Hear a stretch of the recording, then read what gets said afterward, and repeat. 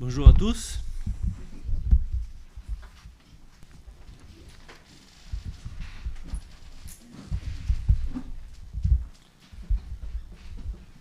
Alors, la dernière fois que je vous ai parlé de l'importance de la prière.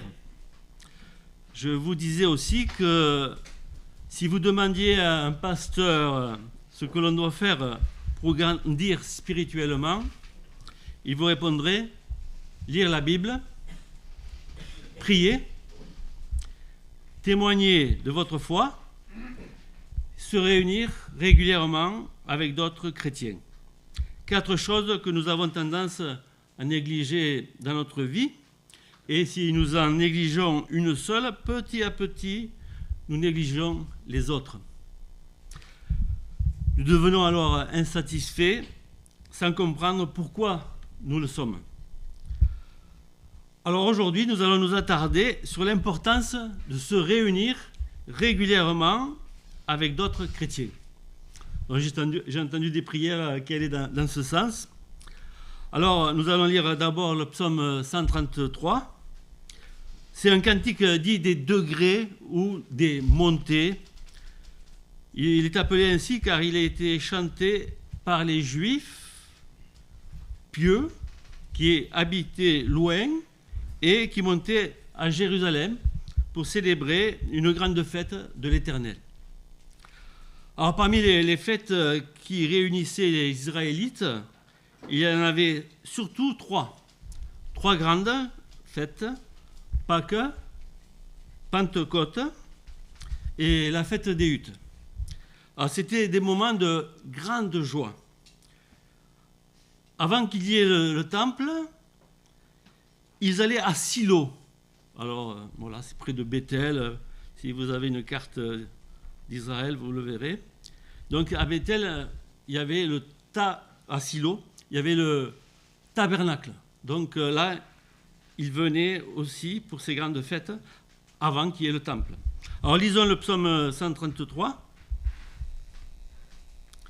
Il est dit, cantique des degrés de David, voici, ô qu'il est agréable, qu'il est doux pour des frères de demeurer ensemble. C'est comme l'huile précieuse qui, répandue sur la tête, descend sur la barbe d'Aaron, qui descend sur le bord de ses vêtements. C'est comme la rosée de l'Hermon qui descend sur les montagnes de Sion, car c'est là que l'Éternel envoie la bénédiction, la vie pour l'éternité. Donc ici, il nous est dit qu'il est agréable, qu'il est doux pour des frères de demeurer ensemble. Voilà ce que vivaient et ressentaient les pèlerins. Une communion fraternelle sublime. Et c'est comme ça que le Seigneur veut qu'on la vive. Alors au verset 2, il est dit que cette communion, elle est comparée à l'huile de consécration, symbole du Saint-Esprit, qui était répandue sur la tête d'Aaron, le souverain sacrificateur, pour sa sanctification, pour sa consécration. Et c'est là où Dieu manifeste sa présence et sa grâce. C'est là où son parfum est répandu. C'est au milieu des frères que Dieu se révèle dans cette paix et dans cette joie commune. Alors c'est au milieu de l'amour fraternel. Ils vont célébrer leur Dieu ensemble. Et c'est ce que nous avons besoin de comprendre, d'être ensemble pour nous approcher de Dieu. Alors rappelons-nous les parents de Jésus qui allaient chaque année à Jérusalem à la fête de Pâques. Alors, Jésus avait 12 ans. Quand la fête fut finie, ils partirent sans lui pour entrer à Nazareth, croyant qu'il était avec leurs compagnons de voyage. Et après une journée de marche, ils le cherchèrent parmi leurs connaissances. Alors vous pouvez imaginer la confiance qu'ils avaient eue de l'avoir laissé rentrer seul parmi d'autres pèlerins. Beaucoup de parents n'auraient pas laissé leur enfant partir comme ça, d'un long trajet de Nazareth à Jérusalem. Et donc là, maintenant, on peut voir qu'il avait confiance, aucune crainte et dans l'amour. Et surtout, après cette fête de Pâques. Et quand ils ne le trouvèrent plus, alors là, ils commencèrent à s'inquiéter de ne pas savoir où il était. Alors ils sont retournés à Jérusalem, et c'est au bout de 3 jours qu'ils l'ont trouvé dans le temple au milieu des docteurs de la loi. Il leur dit, « Pourquoi me cherchiez-vous? Ne saviez-vous pas qu'il faut que je m'occupe des affaires de mon père ?» Mais voilà, il savait ce qu'il faisait, et ses parents comprirent. Et puis, il leur fut soumis, il rentra avec eux. Alors, nous lisons dans le psaume 133, le verset 3, « Demeurer ensemble, c'est quoi? Alors, c'est comme la rosée de l'Hermon qui descend sur les montagnes de Sion, car c'est là que l'Éternel envoie la bénédiction, la vie, pour l'éternité. » Alors, sur le mont Hermon, il y a des neiges éternelles, et c'est là que le Jourdain prend sa source. Alors, la rosée de l'Hermon était une source de rafraîchissement, de fertilité tout autour. Ici, c'est une image de la bénédiction que Dieu envoie quand les frères demeurent unis ensemble. Il leur donne la vie avec abondance, la vie éternelle. Alors, je vais vous donner un exemple personnel. C'est un témoignage, mon témoignage de ce qui s'est passé dans ma vie et qui est une bénédiction pour moi. Alors, quand j'étais à la fac, j'étais croyant, je lisais la Bible, peut-être encore catholique, je fréquentais quelques protestants. J'ai rencontré l'ancien pasteur de l'église baptiste de Perpignan, qui tenait un stand le mercredi devant le resto universitaire. Et on discutait souvent, et je voyais qu'il croyait sensiblement la même chose que moi. Alors à l'église, je l'ai appris bien plus tard, il priait pour moi. Et il ne connaissait, je crois, que mon prénom, alors Francisco ou Cisco. Et pour eux, un inconnu, mais quelqu'un rencontré par le pasteur. Alors, à l'invitation du pasteur, je lui ai dit que je viendrais après être allé en Israël. Alors, j'avais décidé d'aller en Israël. J'y suis allé, sac à dos, 1 mois. Et à la rentrée, en automne 81, je suis allé à une réunion de prière le mardi, puis je suis allé tous les mardis. Ensuite, je suis allé un jeudi pour l'étude biblique, puis j'y suis allé tous les jeudis. Ensuite, le samedi, il y avait des rencontres de jeunes. Alors j'y suis allé, et puis tous les samedis. Et le dimanche, il y a eu le culte, je suis allé 1 fois, et puis je suis allé tous les dimanches. Alors, finalement, j'ai pu régler mon emploi du temps par rapport aux réunions. J'étais étudiant à Perpignan, et j'étais surveillant dans un collège à Narbonne. Il n'y avait rien de plus important pour moi que les réunions.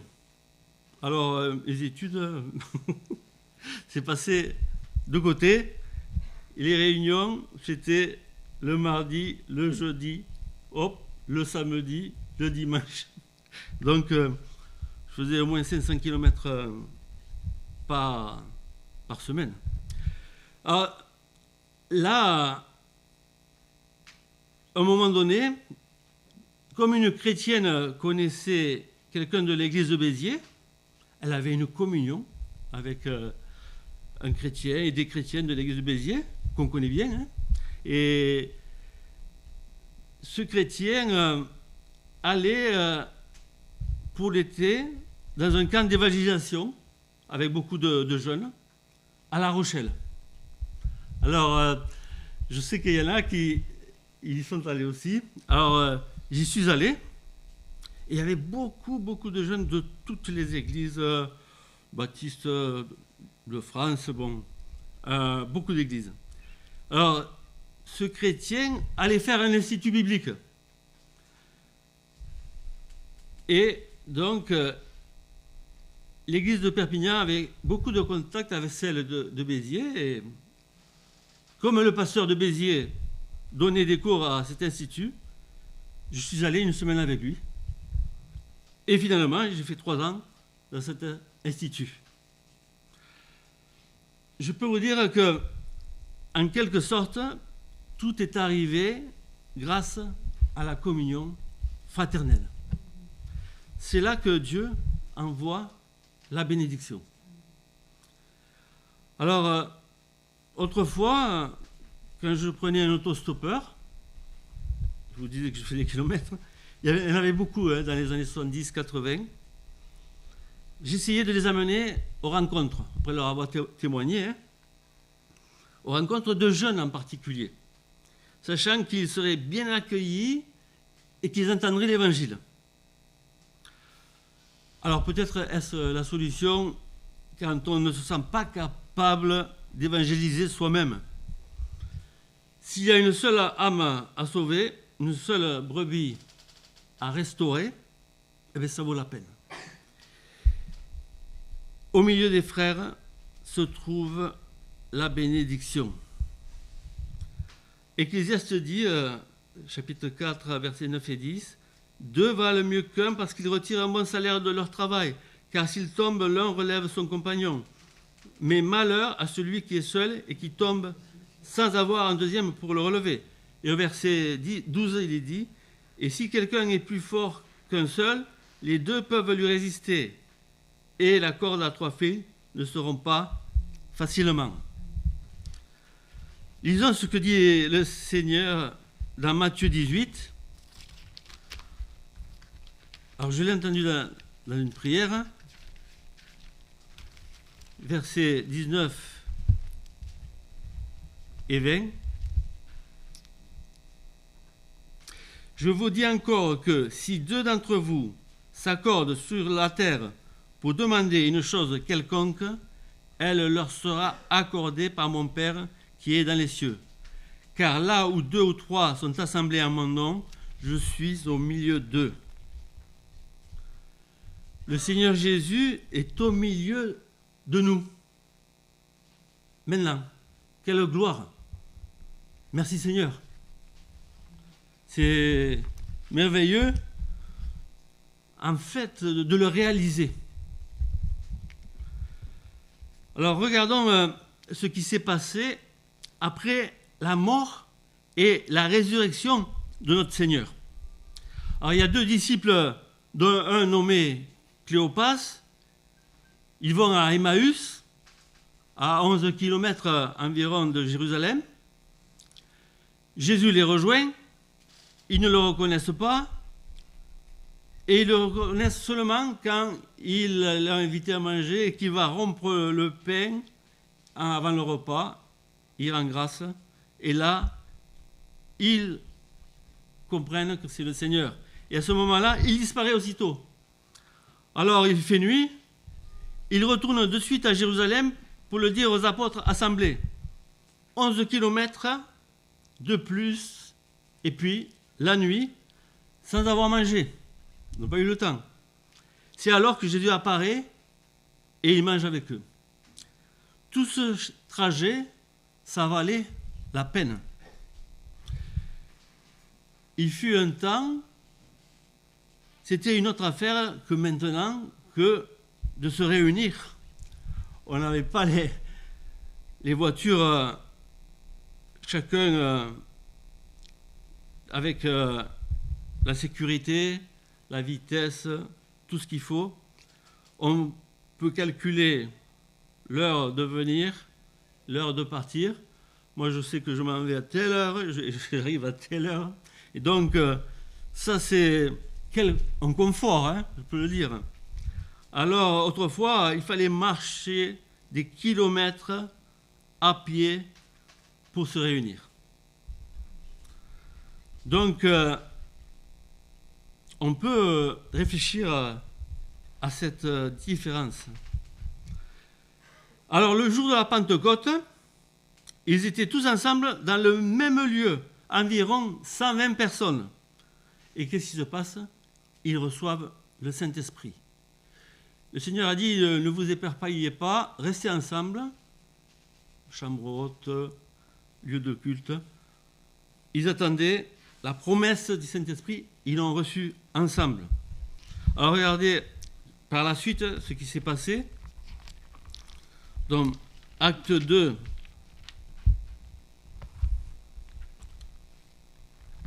44 à 47.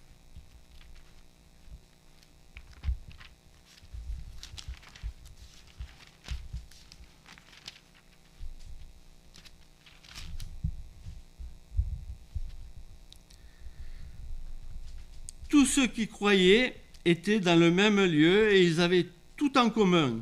Ils vendaient leurs propriétés et leurs biens et ils en partageaient le produit entre tous selon les besoins de chacun. Ils étaient chaque jour tous ensemble assidus au temple. Ils rompaient le pain dans les maisons et prenaient leur nourriture avec joie et simplicité de cœur, louant Dieu et trouvant grâce auprès de tout le peuple. Et le Seigneur ajoutait chaque jour à l'Église ceux qui étaient sauvés. Ils étaient ensemble après cet événement, après avoir cru, avoir découvert que Jésus était le Messie, avoir accepté ce sauveur pour eux-mêmes, eh bien, ils étaient ensemble. Regardez au chapitre 4, ce qu'il est dit, versets 32 à 35. La multitude de ceux qui avaient cru n'était qu'un cœur et qu'une âme. Nul ne disait que ses biens lui appartenaient en propre, mais tout était commun entre eux. Les apôtres rendaient avec beaucoup de force témoignage de la résurrection du Seigneur Jésus, et une grande grâce reposait sur eux tous, car il n'y avait parmi eux aucun indigent. Tous ceux qui possédaient des champs ou des maisons les vendaient, apportaient le prix de ce qu'ils avaient vendu, et le déposaient aux pieds des apôtres, et l'on faisait des distributions à chacun selon ce qu'il avait besoin. Un seul cœur et une seule âme, tout en commun, chacun recevait selon ses besoins. Alors, c'était une autre époque où c'était la nécessité qui obligeait. Et ceux qui ont cru, quand ils sont venus pour Pentecôte à Jérusalem, en fait, ils n'ont pas voulu lâcher l'affaire, comme on dit. Ils se sont dit, c'est là qu'il y a la bénédiction. Et ils avaient envie et besoin de rester. Ils n'étaient pas pressés de rentrer chez eux, même parfois très loin, de peur de laisser la bénédiction. Et certains sont devenus de nouveau immigrés, au moins pour un temps. De nos jours, certains chrétiens préfèrent suivre un culte sur Internet. Alors c'est bien pour dépanner, entre guillemets, en cas de force majeure. Mais on a vu pendant le Covid combien il nous tardait de nous retrouver. C'était pas pareil, Même si certains ont apprécié à cause de l'isolement. Mais se retrouver, c'était autre chose. On respirait enfin. Alors lisons Hébreux 10, 24 et 25.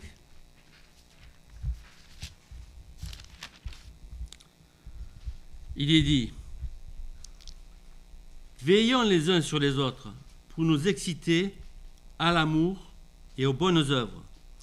N'abandonnons pas notre assemblée comme c'est la coutume de quelques-uns, mais exhortons-nous réciproquement, et cela d'autant plus que vous voyez s'approcher le jour. » Dans l'assemblée, le chrétien voit l'importance de la parole de Dieu. Il peut mieux la comprendre, il a un terrain pour la mettre en pratique. Il voit la puissance de la prière et de l'amour. Nous veillons les uns sur les autres pour nous exciter, pour nous exercer à l'amour. Nous nous soutenons mutuellement. Alors j'ai lu le témoignage résumé de quelqu'un qui participait à une émission de télé-réalité. Il devait survivre seul dans une région éloignée, en plein air, avec des provisions minimales, le plus longtemps possible. Il a déclaré forfait, non à cause des grizzlies, des températures glaciales, une blessure ou la faim, mais du fait du sentiment de solitude et du désir ardent de retrouver sa famille. Il a dit « Je savais que le seul moyen de réussir consistait à oublier ma femme, mon fils et ma fille. J'ai compris toutefois que je ne le pouvais pas, car ils sont tissés à même mon cœur et mon âme. » Il y a des choses qui ne remplacent pas d'autres choses. J'ai aussi lu dans une méditation de la bonne semence, peut-être vous l'avez, ça aussi, ce calendrier, le témoignage d'un pilote de chasse américain qui a été capturé durant la guerre du Vietnam. Il a été à Hanoï où il a enduré 7 ans de captivité dans des conditions extrêmes. Il raconte « J'étais là dans une cellule d'isolement. Personne ne peut vous apprendre à survivre à la brutalité de la solitude. Au début, vous avez envie de crier, vous luttez contre les vagues de peur, vous voulez mourir, avouer, faire n'importe quoi pour sortir. Puis, peu à peu, un plan se dessine. La solitude est une autre forme de guerre, mais lentement, j'ai appris qu'elle pouvait être gagnée. Dans le passé, le dimanche, je travaillais ou je faisais du sport. Souvent, mon épouse m'avait encouragé à l'accompagner, elle et les enfants, à l'église, mais je n'avais jamais de temps à consacrer pour Dieu. Mon épouse n'insistait pas, elle continuait d'espérer. J'étais trop occupé pour passer 1 heure ou 2 par semaine à réfléchir aux questions vraiment importantes de la vie. Dans ce camp, ma faim spirituelle s'est réveillée. Je désirais approfondir cette dimension en moi qui n'allait jamais connaître la mort. Je voulais maintenant connaître Dieu, mais il n'y avait ni pasteur, ni Bible, ni communauté de croyants pour me guider et me soutenir. C'est la prison qui m'a fait prendre conscience à quel point ma vie avait été vide sans Dieu. Alors c'est un bon témoignage. Ça a duré beaucoup de temps. C'est-à-dire, on peut dire que c'est triste qu'il ait perdu tant de temps. Mais il a fallu des circonstances difficiles pour qu'il comprenne ce qui est important. Alors, le premier cantique des degrés, des montées, c'est le psaume 120. Et au verset 6, il nous dit « Assez longtemps, mon âme a demeuré auprès de ceux qui haïssent la paix. » Une autre traduction dit « Mon âme en a assez d'habiter avec qui est la paix. » Nous devons savoir où est notre place.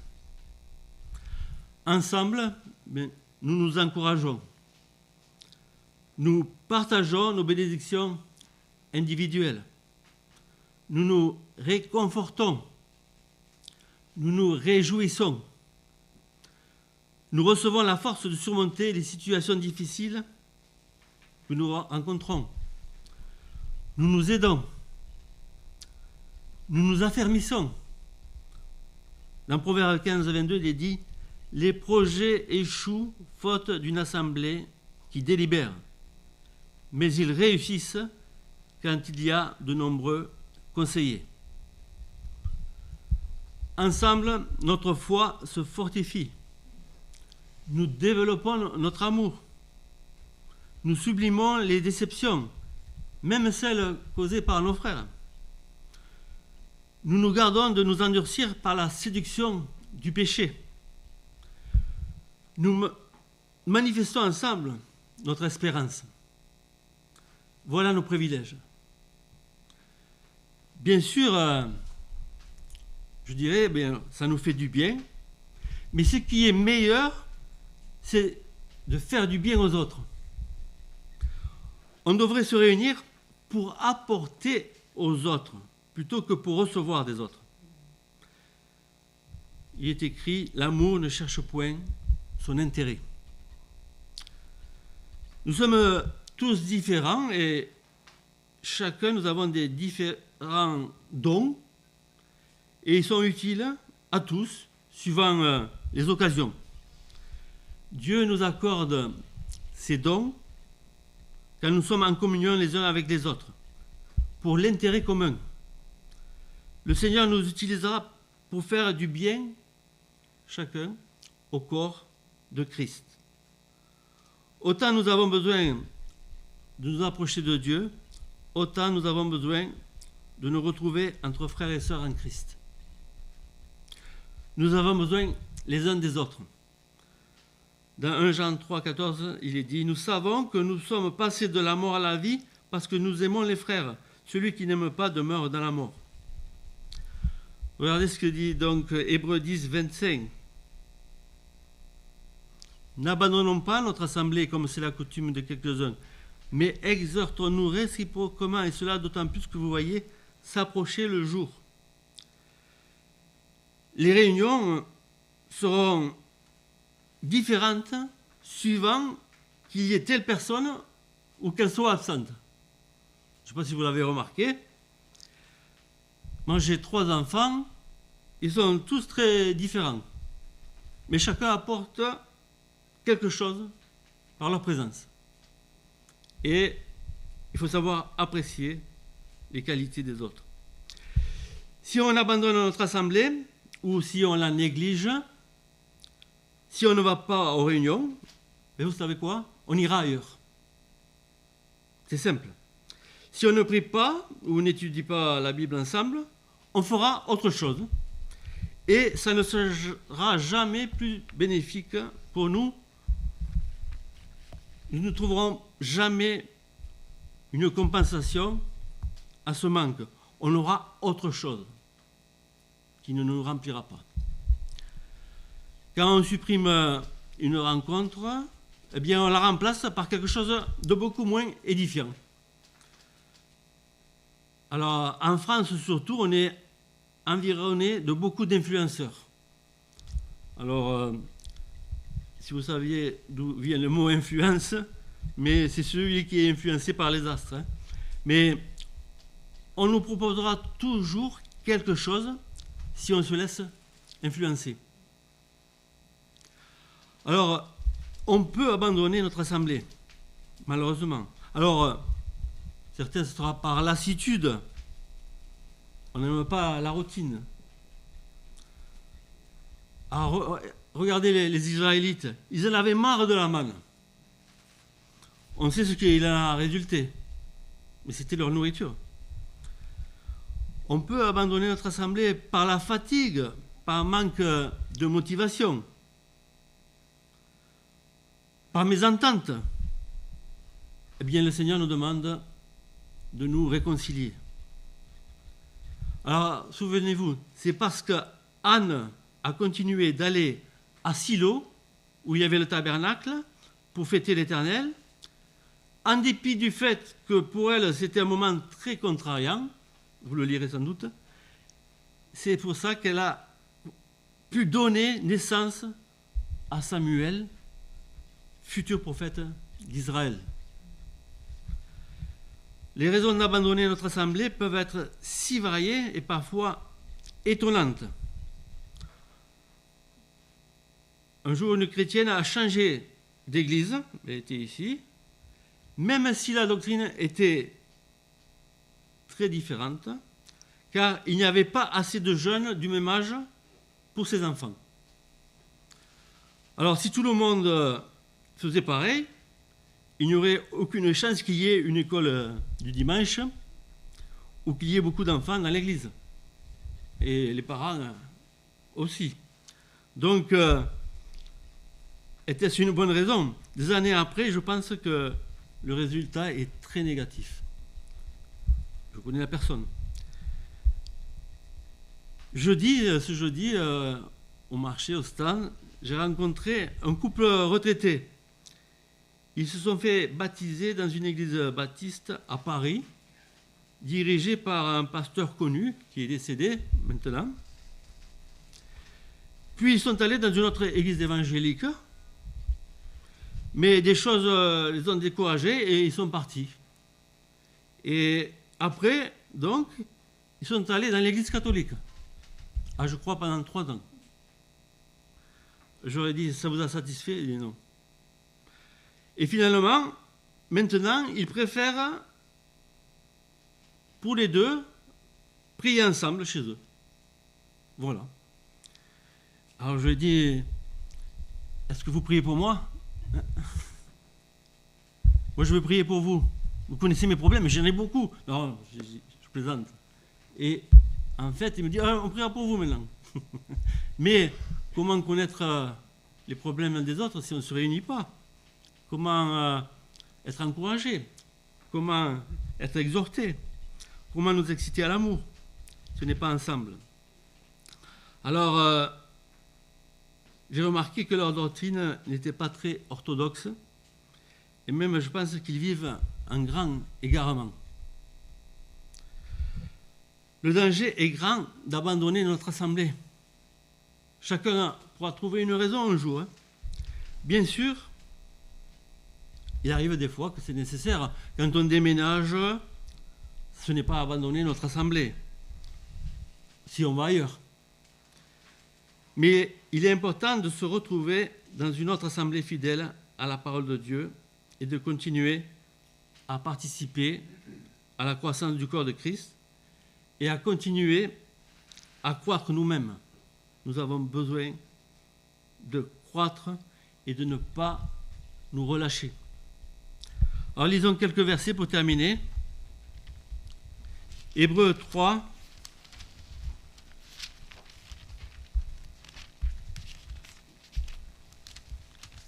« 13 nous dit « Mais exhortez-vous les uns les autres chaque jour, aussi longtemps qu'on peut dire aujourd'hui, afin qu'aucun de vous ne s'endurcisse par la séduction du péché. » Lisons aussi Romains 13, 11.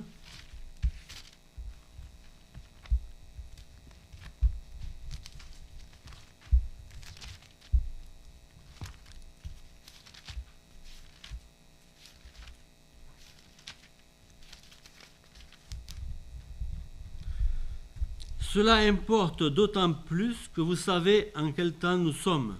C'est l'heure de vous réveiller enfin du sommeil, car maintenant, le salut est plus près de nous que lorsque nous avons cru.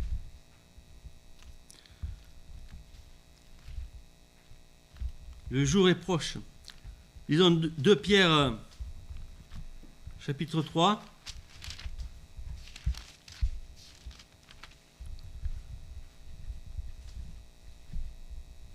Versets 11 à 13.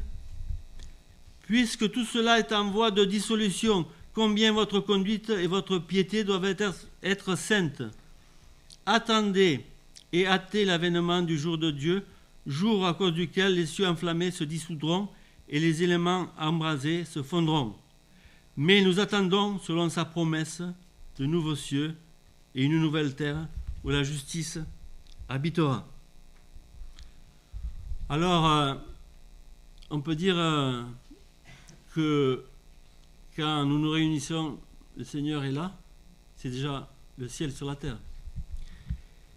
Et Dieu sanctifie ses enfants au moyen de la communion fraternelle.